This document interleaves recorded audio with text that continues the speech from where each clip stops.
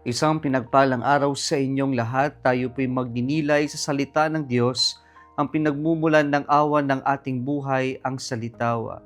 Today, my dear brothers and sisters, we are celebrating the memorial of Saint Charles Luanga and his companions. They are all martyrs.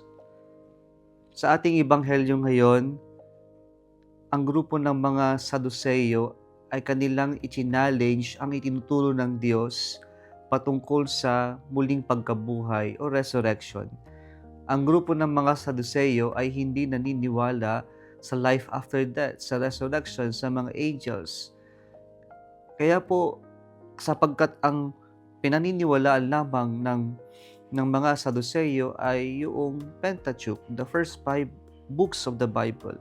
And so, they do not believe about the resurrection, about the teaching of Jesus on resurrection.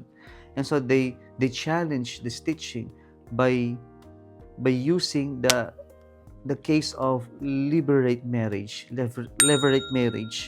kung saan kapag namatay ang kapatid na lalaki at wala itong anak, mayroong obligation yung susunod na kapatid na asawahin yung kanyang widowed na babae, yung wife, at yung responsibilidad na magkaroon ng anak sa kanilang pamilya.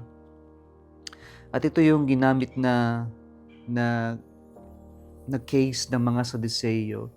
Now, at the end, sabi niya sa kanilang case na ibinato sa ating Panginoong Jesucristo, sa sinasabi ni Jesus na resurrection, sino magiging asawa ng babaeng ito?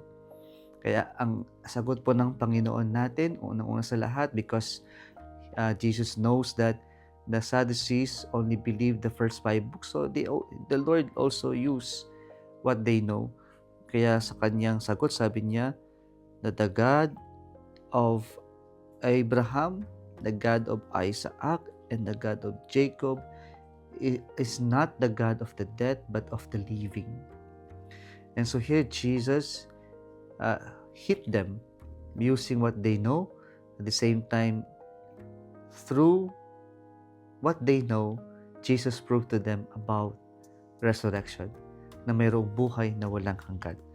Pangalawa, ang sagot ng Panginoon ay ang marriage is a vocation, that it is temporary, that we marry in this world, but in the resurrection there is no such thing as marriage. Why? Because in the resurrection we are in perpetual marriage with our God.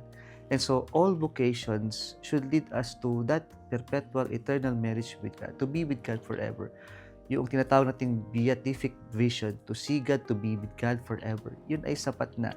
At yun yung hahangarin nating lahat, na to be married with God forever, to be with God forever. At yung marriage na yan ay, sabi ng Panginoon, yan ay bukasyon, pathway towards that eternal marriage with God.